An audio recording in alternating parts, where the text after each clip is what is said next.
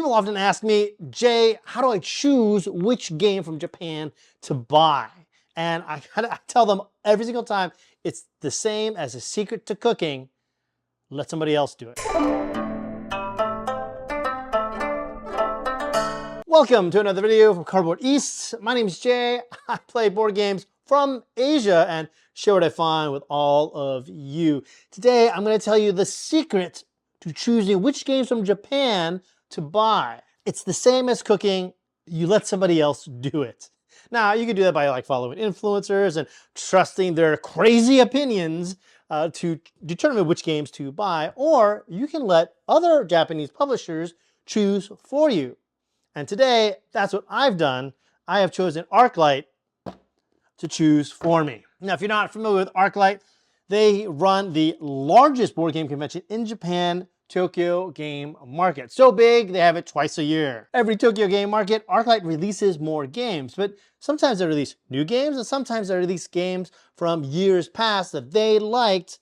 Out of all the games released at Game Market, so hey, we like this one and this one, let's license them, let's put some more production in them, and then Bob's your uncle, here you go. So today I'm going to teach you how to play and my thoughts on one, Snow Colony, where we travel to the Antarctic and help penguins build a colony of snow and invite tourists. Or we go to the crazy wild waves of Tornado Splash that somehow mixes Wave Rider and Star Fox into cool tabletop analog vibes. Welcome to Tornado Splash! I'm going to show you inside the box right quick. You can see that there are some rules here, all in Japanese. I do believe come Essen Spiel, though, they will be translated into English. As you can see here, here is your decks of cards. These are your turn tokens, like the first, second, and third turn, if I can get them in there. This is your little podium where you can put your meeples. And these are the meeples themselves. Now, these include your racer meeples and the racers themselves. But what's really cool is that your meeple can slide right in and then can ride any of the jet skis, which is quite cool. The game also comes with 4 tracks, but you can make as many tracks as you want. As you can see here, this is the name of the track, obviously, because you can read it. This S is the start, G is goal, and then you're going to go around here. These little lines here are what these things are. These are your Tornado Splash border zones that you have to help just give players a frame of reference so they know what the shape of the track looks like. You can see here they get a little bit more complicated as you're going to go up, around, and curve around here. This one has a little S going around. And then this one is a little trickier because not because it's so simple in nature, but because it crosses over its own self. You notice the other tracks don't do that. And the reason why is, well, because you're laying cards over where you've been. So by the time you get here, you're putting cards on top of cards. And that can get tricky and a little messy at times. So you can create them, but I would strongly recommend that you avoid crossing over. But let's go look at the other cards. Here you can see our 6 racers here. There's Giles the bear, there's Wolves the wolf, Salter the monkey, and Lewis the falcon, Senna the fox, and Shumi the cat.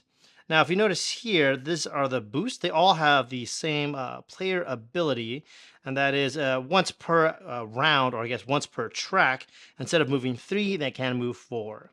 Once you use your ability, you'll just flip it over, and that shows that, hey, you use that ability. Here are all the jet skis in the game here. And you can see there's 1, 2, 3, 4, 5, 6, and this is because they're associated by weight. So 1 would weigh the least, and then 6 weighs the most.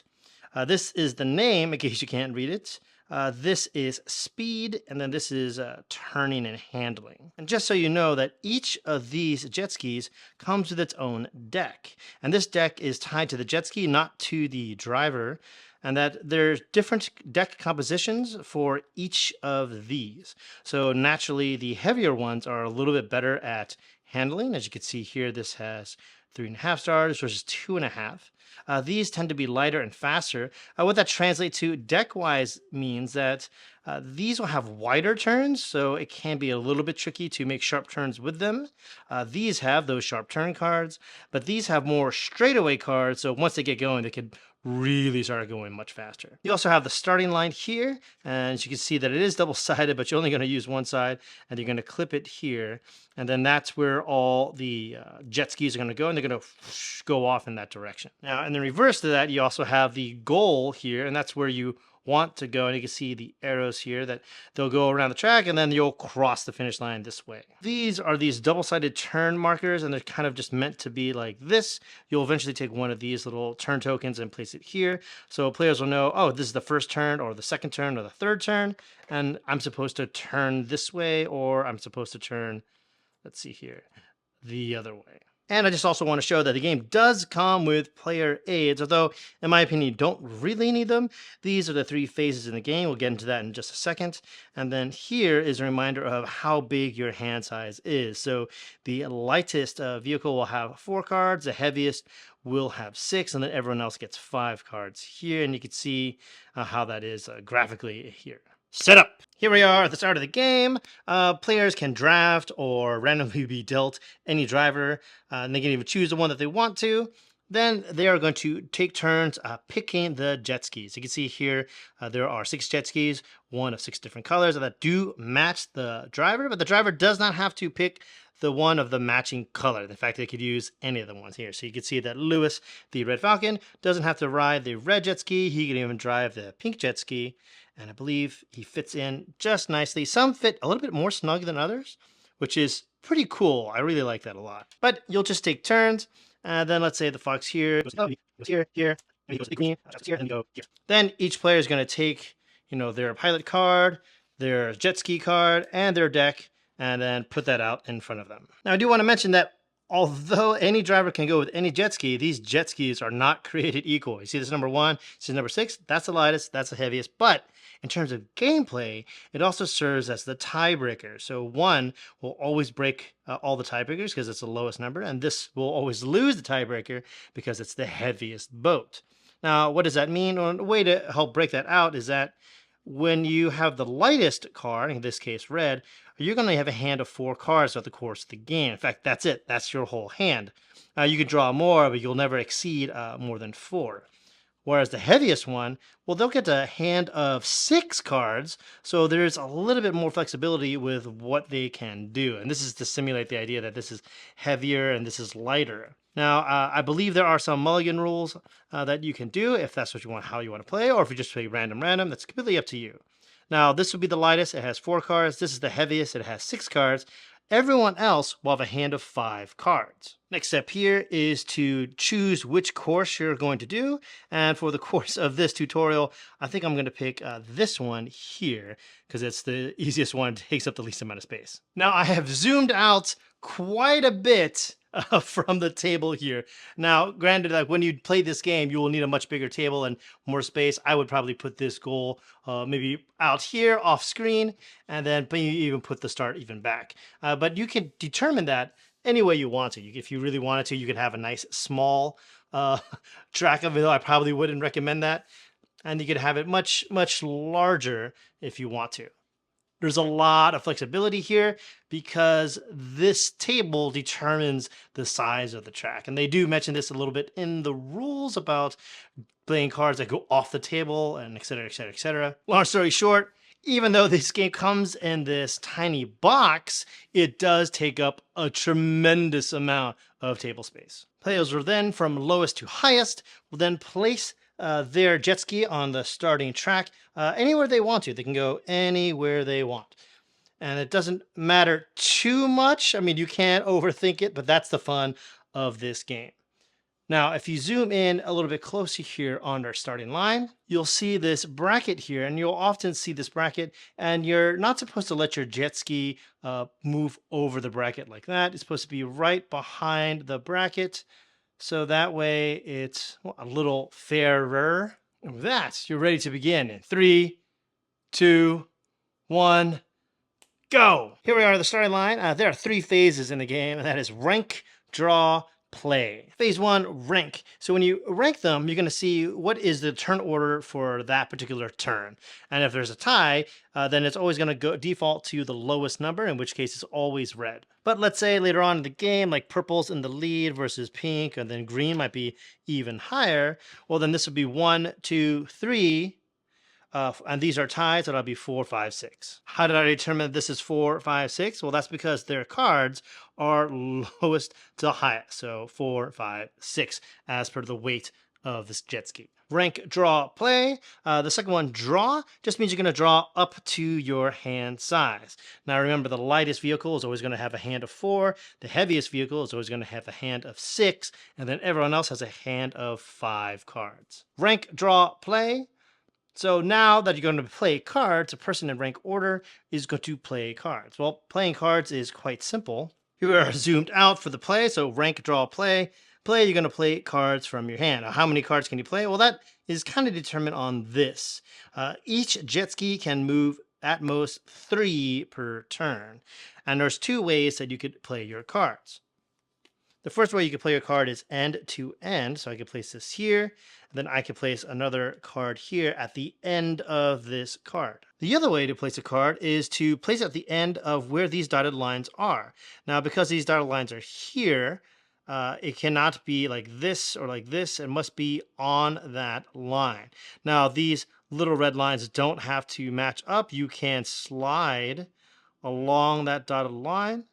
And keep in mind here that that angle can turn. So here you can see there's a little bit of angle, whereas this one has a much wider angle. As you can see here on the green boat cards, some of them only have one angle. That means that there's not an X there. It must go at this particular direction, having a very slow turn.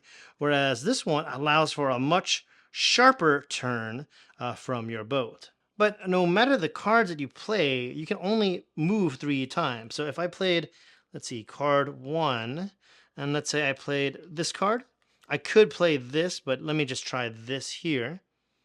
Well, then I can only move up 3, right? So there's 1, 2, 3. And once again, you want to make sure that you are behind the bracket, not beyond it, but be a good sport and put it behind the bracket. Now, if I were feeling cheeky, I could have just not played this card, but played this one instead. And then even played this one up top here. Now, even though there's 1, 2, 3, 4 little boat icons, my guy can only go 1, 2, 3. And then once I'm done there, then it goes to the next player's turn. Now, it's a yellow player's turn, and if you remember, they have 5 cards because they're not the heaviest or the lightest. Now, unfortunately, they have a lot of turn cards. They have these 3 sharp turn cards there. Maybe should have shuffled the deck a little bit better. And then there's this somewhat slight of a turn, and then a straight. Now, they're probably going to use the straight so that way they don't get too far behind. And instead of using these sharp turns now, they're going to save those for the turn because cornering in this game is everything. And they're going to go ahead and place here. And they'll move up at least 3, 1, 2, 3, or up to 3, and go here. Blue is up, and again, they have 5 cards because they're neither the heaviest or the lightest. And, well, their cards are pretty good. So blue's going to do something very crazy here. They're going to go place 1. They're going to place 2. And they're going to even place 3. But they're going to place it here at this angle here. And then, you know what? They're even going to do a 4. They're going to place this one here right in front of red. Now, why can they do 4? Well, let's just say that once per game, you can, instead of using moving 3, you can move 4, and you'll just flip this over. So they're going to go ahead and use their boost right away, and they're going to jump all the way up here, ensuring that, well, they're going to be first next round. Now, I don't normally recommend using your boost so early on in the game. I usually, personally, save mine till the very end when it's like more nail-biting. But you can certainly do that, but that's kind of silly if you ask me. Silly monkey. Now, here we are at round two, and you can see the wave effect, which is probably the coolest part about the game, but the table presence. And now we're going to re-rank them. Now, you could kind of hard to tell from this angle, but you can see that blue is first. Then these are tied, so this would be second, third, fourth, fifth, and then unfortunately yellow is sixth. And then you'll probably rearrange the jet skis. At least this is how I like to do it in that order, so that way it's there in front of everyone. Everyone can kind of remember. And then players are going to play cards. So rank, draw, play. Now let's pretend that there's a turn coming up. So let's say blue decides to cut in front of everyone because that's how blue plays. And again, they're going to go 1, 2, 3, and move this way. Green, in that case, will then execute a sharp turn here and kind of prepare themselves here. So 1, 2, 3 moving out. So the green is going to kind of shoot up ahead and kind of block blue here. Well, now it's pink's turn. Pink is in a little bit of a predicament here because they're kind of blocked by blue. So what did they do here in this particular situation? Now, the rules do cover situations like this, and they basically say that if you are unable to play your card like this, or using the dotted lines, and don't forget that you don't have to place it here so that way your path mat aligns. You can slide it along these dotted lines. If that doesn't work, well, then you can put it in front of the bracket, not the dotted line, but the bracket, and you can put it at any angle. So it looks like pink won't have a chance to kind of do that here. So in fact, they can't go here because they're blocked by this. They're going to place it here at any angle, right? Because they can do that. And then maybe here, there's 2. In fact, they even have one more card. In fact, unfortunately, they don't have a long one, but they can go 1, 2, and 3, and even jump ahead of green. So by blocking people, it is fun, but just be careful because you're giving someone else an opportunity to make a sharper turn. And here we are at the finish line towards the very end of the race. This right here is the final ranking of our jet skis. So we're going to place this off here to the side. And now green is first. Green, unfortunately, does not have a good hand here towards the end. So even though they can make this sharp turn here, they are just shy of the finish line. We then cut to yellow, and yellow is here with the 1. It looks like they got a clear through of it. Boom, right there. 1, 2, 3, and they're all the way past that finish line. Next is red, and red's going to be a little cheeky and just make these little turns here to kind of show off to green that, yes, I can't cross the finish line, and I'm just going to cut here towards the end and then just fly down here right at the end here, and thus causing the end of the game more or less. Now, yellow and red have crossed the finish line, but we still need a third place.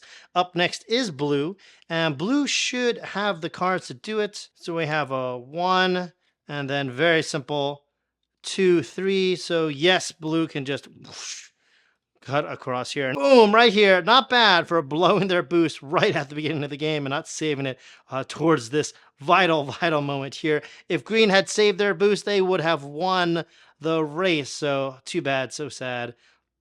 Here we are at the end of the game. Then we just place our podium here, and we put our fox in first, our kitty in second, and our monkey in third. And you can even put the jet skis out in front so you know who drove what. Here are our finalists in first, second, and third place. Now, if you do want to do a separate race, the rules do accommodate for you. So the first we get 5, second 3 points, third place 2 points, and you could even play a circuit and to see who is the ultimate winner. Now, although I'm assuming that most of you cannot read Japanese, I do want to show you the rule book here. The rule book does show you like all the components, as every good rule book should, but it goes into a lot of detail as to like how to measure who's in first, how to cut corners, going into where you can and cannot place. And there's even a separate rule sheet here that goes into even more detail about what you could do, what happens to this, and all these weird outlier cases that happens due to the nature of the card playing in this game. And here it even shows you that, yes, you need to stay behind the bracket and not in front of it, even if it's just a millimeter. They show you things that you can and cannot do. meaning that you can't just cross the finish line on the outside. You must absolutely cross it on the inside. It even goes into basics of like course design and how to design more courses, and even has an FAQ here towards the end. And that is Tornado Splash. Welcome to Snow Colony, the game about penguins. I don't know what sound penguins make. Maybe I don't know. You're gonna find the boards with your color on them. You're gonna find the cards with your color on them. Rearrange them here. These 10 cards can be placed in any order, but there will be placed 5 and 5. You can see that there's this little shaded area here and a shaded area here, and that's where you're gonna place them. That's there for a very important reason, and you'll find out in just a second. Over here, the two resources you have in the game, you have money and fish, because that's all you need in Penguin Society. You're going to give yourself 1 and 2, or 2 and 1. I believe that's how it translated the rules. You also have your cute little igloos, and you're going to get 8 of them. These are very important. We'll talk about them in just a little bit. And you're also going to get a starting tourist. Now, if it's your first time, the game does recommend you get one with a heart on it because it's one of the easier ones to get. If you are an advanced player, well, then you'll just get a rando here. And I'm going to stick with this rando owl. And with that, you're ready to begin. Snow Planner is a game that's going to take place over 4 phases: dikes, income, expansion, refresh. So let's start with phase 1. The first player, whoever has this little hot air balloon with a penguin inside, adorable, is going to roll the dice. So how many dice you're going to use is depends on the player count. So 5 for a 5-player game, 4 for a 4-player game, and 3 for a 2 or 3-player game. So you're going to roll these, put them here. If this one comes out, that's fine. The ones that you don't use are going to go back into the box. I guess that should have been technically part of setup, but hey, we're here now. We're moving on. So phase 1 is dice. First player rolls a dice, and then players will, in turn order, will draft. Now, these are very important. Your mayor is always going to start here. The die that you draft will determine how far your penguin moves. So I'm going to go ahead and take this 4. And then the next second player will probably take this 2. And if it's a 3-player game, they'll take this 2. But if it's a 2-player game, then this one will just stay here. Next is phase 2, which is income. Everybody's favorite, right? And that means your mayor is going to move. He's going to move exactly 4. Not up to 4, but exactly 4. So 1, 2, 3, 4. Now let's zoom in here a little bit. 3, 2, 1. Now wherever your mayor lands, you're going to activate every single building in that space. Now, right now, at the beginning of the game, you only have 1 building. So you see here, activated, it's 1 money and 1 fish. But let's say in the future, huzzah, future! Let's say in the future, our space looks like this. You can see that there's 1, 2, 3, 4 buildings here. Our 4th building is a decorative ice statue that can only go on top, hence this little icon here. And then I can activate these in any order that I want. So these particularly don't really matter that much, but some combinations do. So here you can see I can get $1, 1 fish, $2 and 2 fish. And this one means I roll a die, and however I get, that's 5. Oh my goodness, 5. I get 5 fish. So that's 5, 6, 7, 8. I get 8 fish. That goes all the way up to 9. And then I get $3 while I'm at it. Hoo-ha, that's pretty amazing. If you ever get a resource that pushes you over 15, well, then you lose everything else. The max you can ever hold is 15 because these are penguins and penguins have limits. Do you understand? So, phase 1, dice. Phase 2, income, or what I call the mayor movement phase. And then phase 3 is expansion. Probably the most interesting part of the game. That's where the meat of the game is. I don't have a piece of meat to signify meat. This is the international symbol of meat. We all know that. So now we're going to go to the other side. I'm going to just slide this camera over. Behold, it's the market. Ooh, ha. Now, you can arrange this in any way you want. It really doesn't matter too much. Let's just show what's here. First is this very messy scoreboard. Everyone begins at 0, and these are going to place off to the side. Shame on me. Next are the penguin cards, and you see that there's a level 1 penguin because it has 1 penguin, and a level 2 penguin because it has 2 penguins on it. And then there's a little market here. So these are 3 level 1 buildings, and these are 3 level 2 buildings. Now, the number of cards available on the market is going to be determined by the player count. I believe it's 2 or 3 players will be 3, 4 players will be 4, 5 players will be 5. Over here are the tourists, so that way you can get more tourist cards.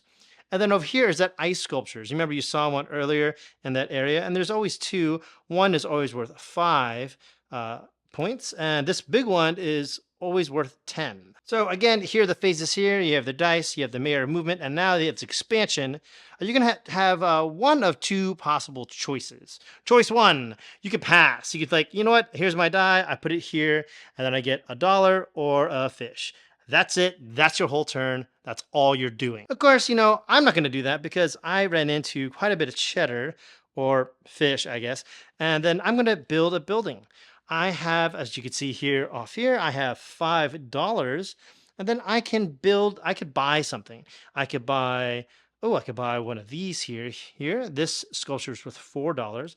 In fact, you're incentivized to get sculptures early because this one's 4 and the later ones get more and more expensive. But maybe I want to buy some of these buildings. What do buildings do? Well, let's take a look at these. You can see that the cost here is up here. So 1, 2, 3. The level 1 buildings are a little bit cheaper. And they all do a variety of things, more on that later. But if you go here to the level 2s, and yes, naturally, these cost a lot more. You see 5, 6, 7, and there should be a 7 here. Yes, 7 here for this big, whopping, powerful card here. But I have $5 to spend, and let's see, maybe I want this 3. I could want something, oh no, this 7, I'm going to get this. No, I don't have 7, so I'm going to go here for this 3 here. And let's go back to my snow colony and check out where I could do with this building, or what I could do with this building. Words, I know words. So the first thing I'm going to do is buy this. So this costs $3. I lose $3, bump, bump, bump, down to 2.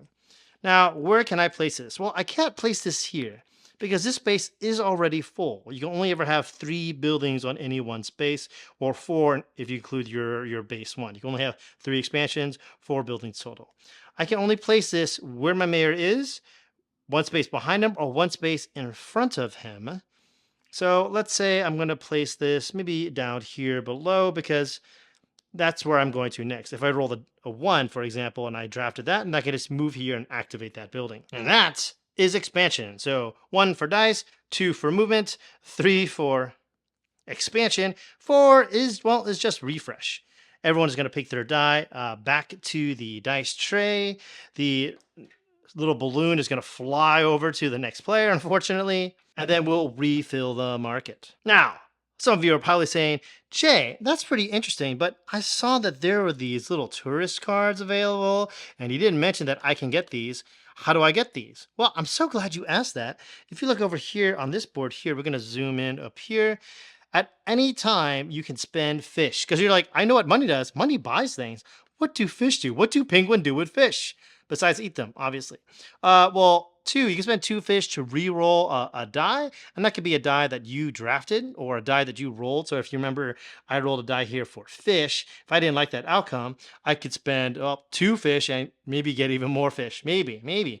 I could spend 3 fish to gain $1. I could spend 3 fish to place a little tiny penguin where my mayor is, before where my mayor is, or adjacent to my mayor, should I say. Or I could spend 5 fish to draw a tourist card. This here is the international symbol for tourists, because, you know, that's what tourists look like. But I did mention tiny little penguins. Let's look at these tiny little penguins. What do these guys do? What do they do? Well, let's look at this space zoomed in. Well, I'm going to spend 3 fish, push this down to 6, and they're going to buy a little guy here. This little penguin is going to go here into, well, any area where my mayor is or adjacent to. So when you buy them is very, very important. Now, let's take a closer look at these cards here. You see in the bottom right corner, you can see, well, let's take it up here a little bit closer here. You can see 2 penguins here, right? So that's 2 staff. Plus 1, that's 4 staff, plus another one, that's 5. That's 5 staff. Now, as soon as you get 5 or more staff in a single space, you're going to immediately take one of your igloos and place it there, signifying that, hey, this space is kind of complete. We now have 5 staff here, and we're really not going to develop this anymore, and we're going to move on. Now, you're asking yourself, Jay, why is this igloo important? Well, I'm so glad you asked that. Remember how I said that there are four phases? There's the dice, there's a move income, there's the expansion, and then there's the refresh. Now, in the refresh section, if you notice that someone has built 8 igloos, well, then the game's immediately over, and then you go straight into final scoring. How do you build igloos? I'm so glad you asked that question. When you get 5 or more staff, you immediately build an igloo. If your penguin moves and makes a lap, meaning that they pass here, well, then you immediately take one of your igloos and place them here. Now, there are bonuses here, and you could look here for them. You could place it here, get $1, here, get a fish, here, get 2 or 1 points, or here, and get nothing. You probably don't want to do that, but you probably place them here, maybe get $1, maybe here if you get points, here to get fish, and that's every time you take a lap. So the game does incentivize you to build staff and to make laps. That way you're triggering the end of the game much, much faster. Final scoring, surprise, surprise, whoever has the most points wins Snow Colony. I know that's a very novel, new idea, but just roll with it. Well, how are you going to get points? Well, the most important way that you're going to get points is through your buildings. You notice the level 1s here are usually going to be at 0, but the level 2 buildings they're going to be like what? Bigger points, like maybe 2 points or 3 points. And don't forget that these big ice sculptures that can only go on top are going to be worth 5 or even a whopping 10 points here. So you're definitely going to want to build these as quick as you can. You also get points from your tourist cards, and these cards are pretty self-explanatory. If you have 5 yellow cards that you have built over the course of the game, then you'll get 6 points. In any one location, if you have red, yellow, and blue building, then you get 6 points. And that, in fact, this is usually what you have. Some of them are like if you have at least 5 fish at the end of the game, you'll get 5 points. If you have 4 tourist cards, by the end of the game, you'll get 6 points. If you have 2 tourist cards that are completed, then you get 5 points. So tourists is our one way for you to get income from your snow colony. If you also check here, you might have noticed this earlier. This will also show you the number of igloos that you built will also give you points. So if you go all out and get 8 igloos in, well, then you're going to score 30 points. If you don't get at least your 5th one place, then you're not going to get any points. And to be honest, you'll probably lose the game. There is one other way to get points, and here you go. Some buildings do give you points mid-game. You see, you spend $2, roll the die, and then you get that many points, which is ridiculous. But you have to land on this to trigger it, and you have to build it in order to trigger it. But you can get points during the game like this, but this won't trigger at the end of the game, except it will give you 2 points at the end of the game. You know what I mean? And that is how you play Snow Colony. Oh, wait! The buildings. I almost forgot about the buildings. Buildings! Now, this is the most complicated part of the teach, so pay attention. Pay attention. There are 4 cards, 4 suits in the game, yellow, purple, red, and blue, and they each do have their own unique feel. Purple tends to have a lot of transactions, spend A, get B. Blue is the balloon cards, and you can no longer build, they have to be on the top floor of the building. So if you put this as your first expansion, that space will not have a second or third expansion. So this, similar to the ice sculptures, must be on top. And because obviously you're renting balloons. So most of them do give you just resources like these. They're pretty simple. Oh, you get, resources. The purple tends to be spending. So I spend 2 fish and then I get to move my mayor once. Now, this is really important because, as I said before, you can trigger the buildings in any order. And then when you move, so you could trigger this last and then move to a space ahead and then trigger all those other buildings. In fact, this can chain, and it's really painful when you see that happen. Although it's very difficult to do, surprisingly. Here, you see this one. This is the hammer. So when you are on the hammer phase, which is the expansion phase, every card you buy, as long as your mayor's here, it's going to cost $2 less. See, not that complicated. This one is, again, with the movement, right? You spend 2 fish, you get to move 1. Spend fish, get money, as you can see here. Purple tends to have a lot of transactions. Yellow, here you go. If this means that you get $1 for this half, but this half here is you'll get an additional $1 if this space also has a red card. So this encourages some combos there with you. This one here gives you a fish while you're at it, but you could spend that fish that you got here to have an extra building action. So normally you can only buy 1 card, but with this, you can buy 2. Why buy 1? You can buy 2 for twice the price.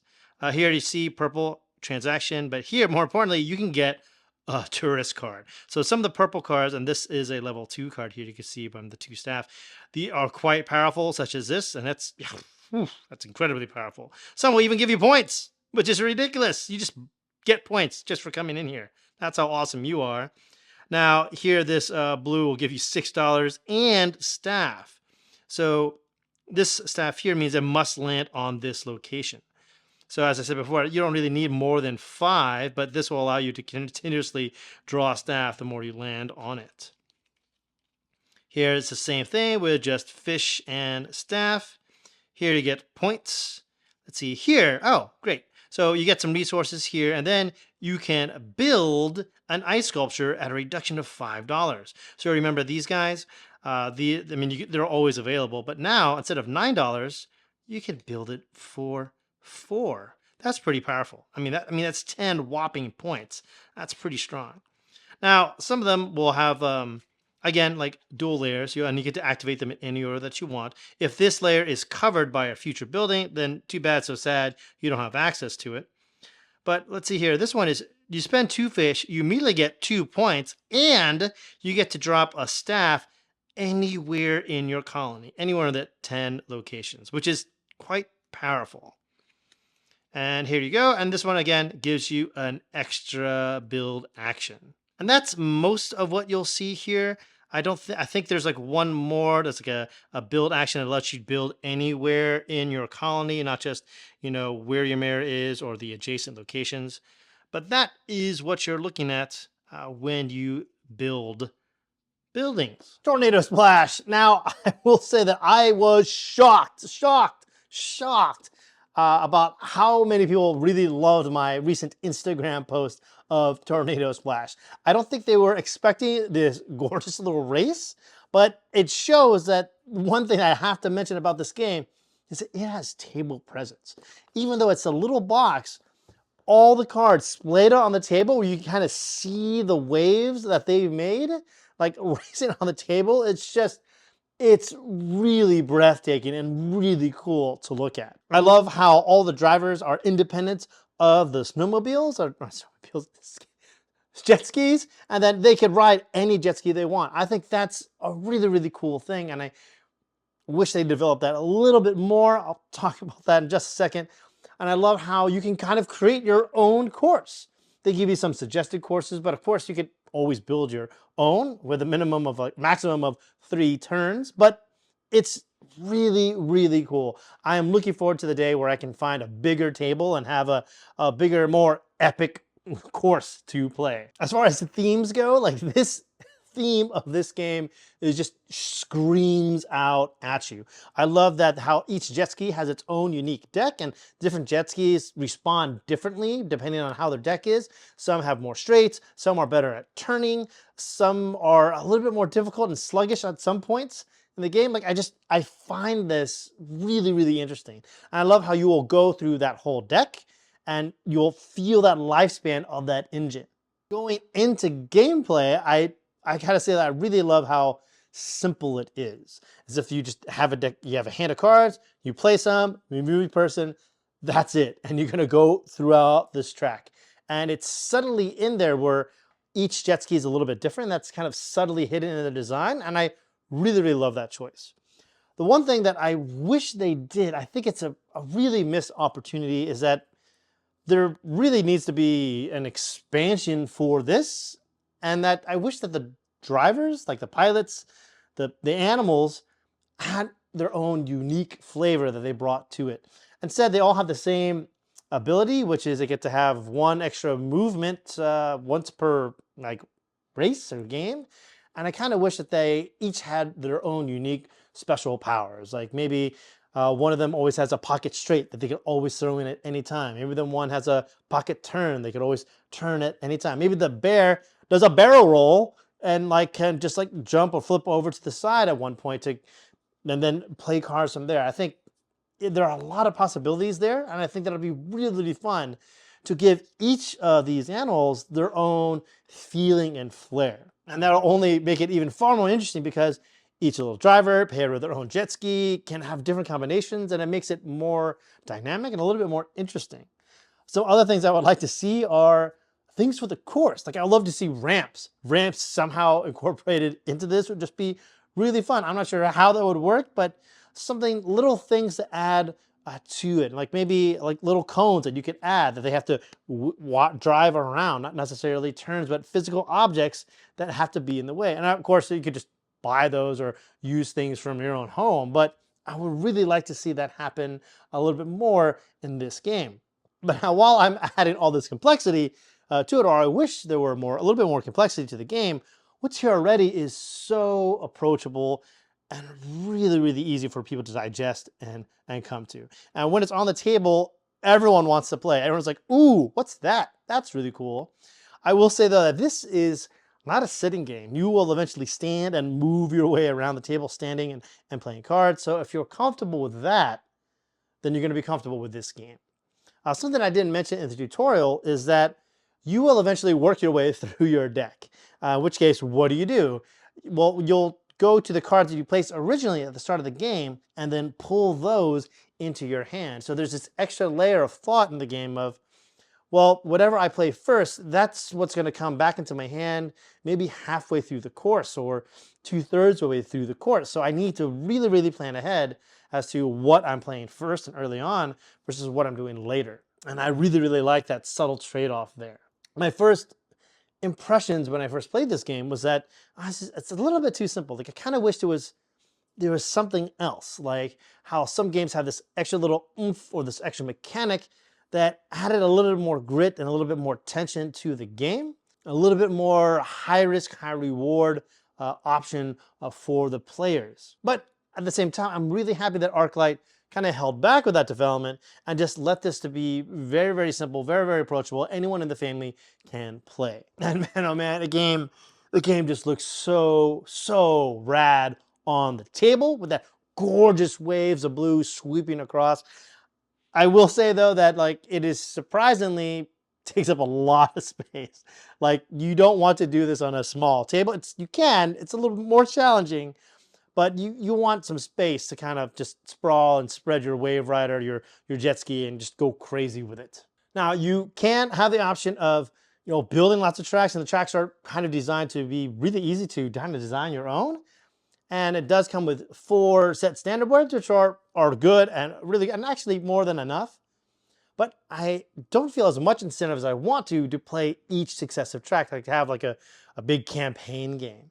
I think something that would be more fun was that if you can tune your jet ski throughout the course of that campaign. So like you finish one track, and then before you go on to the next track, you can tune up your jet ski by either drafting some cards or adding them to your cards, or removing some cards from your deck and adding some more in. I think that would have been really, really interesting and a lot more fun, and that would give me a lot of incentive. So that way, by the 4th or 3rd track that you play, I have this very custom jet ski that's kind of just my own. And I really would love to have seen that. Maybe in an expansion, which would just be more cards for the jet ski for the campaign, more unique player powers for the animals.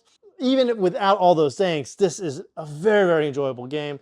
When I have brought this out to people, it was really shocking. Like, oh, this is really fun. And it just really just brings to life. It's something that's very unique and very different. I love how minimalist the track is. I mean, it's just like these little ships here and here, some little buoys to show that you're turning, and that's it. And it's almost as if the players kind of fill that empty space with all their cards, and you see this gorgeous waves of blue coming in behind you, and something about it just creates this almost cartoon feel of like these are these fast lines coming on your left and right, and it's really, really, really fun. So Tornado Splash, I strongly recommend. This is a ton of fun, and I gotta say, like, some of the most fun I've had this year playing board games. Now can the fun be outdone? Yes, it can, with Snow Colony. Did you know a group of penguins is called a colony? You didn't? Well, now you do. So Snow Colony's name sounds even cooler. If you want to know what penguins do in the Antarctic, they run a tourist business and build buildings. That's what they do. And part of their buildings are hot air balloons. Now, while that teach was pretty fast, because it is pretty approachable, this game, I gotta say that this it feels into that wheelhouse of like Puerto Rico, Race for the Galaxy, Forest Shuffle, Wondrous Museums. This is a tableau engine building game, and it is lightning fast. I think the first time you play the game, it's going to be a little bit slow for you. You're going to be like, oh, okay, how does this work? I'm not really sure. But after you score it, and the second time you play, it's going to be lightning fast. Someone's going to fill up, put these little penguins down, fill up the staff, build an igloo, and before you know it, someone's going to be like 5, 6 igloos out within closing space of the game, and you're going to feel all that tension all up front really, really quickly. Whether or not you like this game is going to really depend on, do you like that Race for the Galaxy, Forest Shuffle, Wondrous Museum, super fast tableau building type of game? I love it.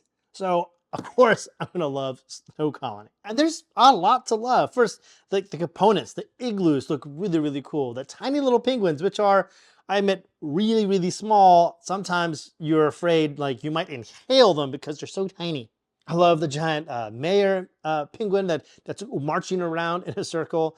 The components are really, really clever. And in fact, I love how even the dice have like this little light blue that kind of just glows, and it gives like this Antarctic feeling of like the white with the blue little dots on the dice.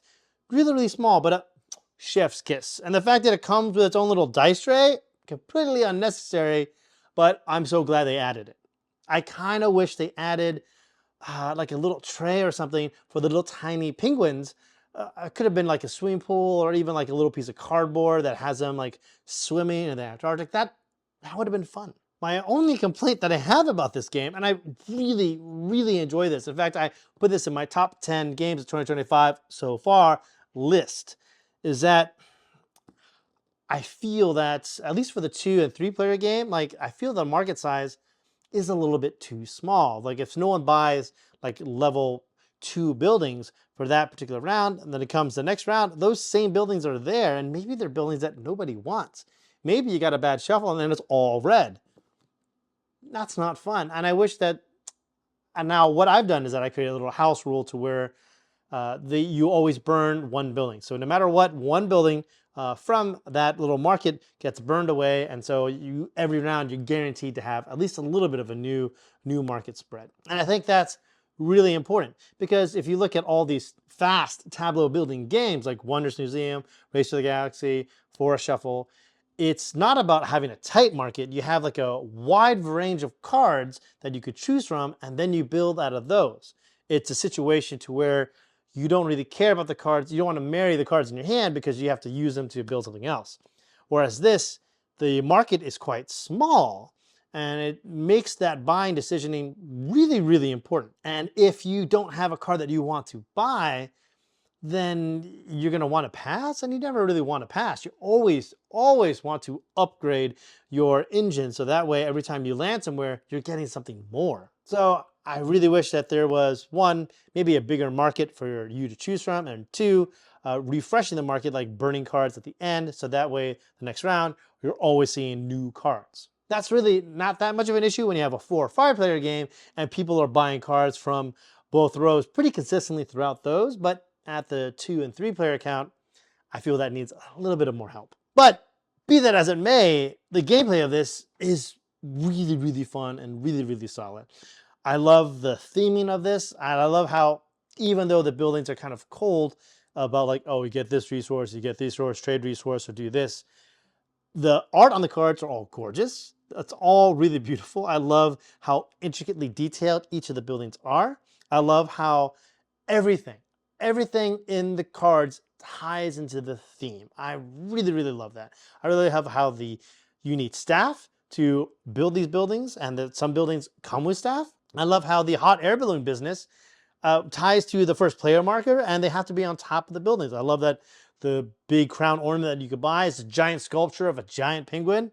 I think that's hilarious and cool. I love that your little completion token, as they call it in the rulebook, is actually an igloo, and you get to add more igloos to your colony. I love the fact that it's called Snow Colony, because that's what you call a group of penguins. Even the dice, which have this white and this nice light blue on it that really pops and shines, everything just ties into the theme. And the tourist cards or other animals, sometimes penguins still, of visiting your colony. And I just love how everything ties to the theme and it just looks spectacular on the table. Now, I will say that both of these games also suffer from one little problem, that is they're both really fast to set up and get to the table and play, but they both take a little bit of time to break down. And oddly enough, if you had to choose which one took more time to break down, I'd probably go with Tornado Splash because you have to organize all the cards into their own decks. This one's a lot easier to kind of break down. So Tornado Splash and Snow Colony, I give 2 thumbs up. I strongly recommend them. They will be at Spiel in Germany later this October. So if you're heading there, make sure to grab them and stop by the Bezier Games booth to say hi. Once again, my name's Jay. I play board games from Asia and share what I find with all of you. If you like what you see here and you want to see more, please like and subscribe. It really, really helps the channel grow. If you want to help us grow even more, please consider joining our Patreon, where you get access to our Discord and our annual game giving away event. Spectacular extravaganza, lots of nouns and crazy adjectives. But we're forming a nice, really, really tight community. That's a lot of fun to interact with. I would love to see you there. I'm going to put another video up here to a video that, a video to a link. I'm going to put a link to a video up here that I think you'll enjoy. See you there.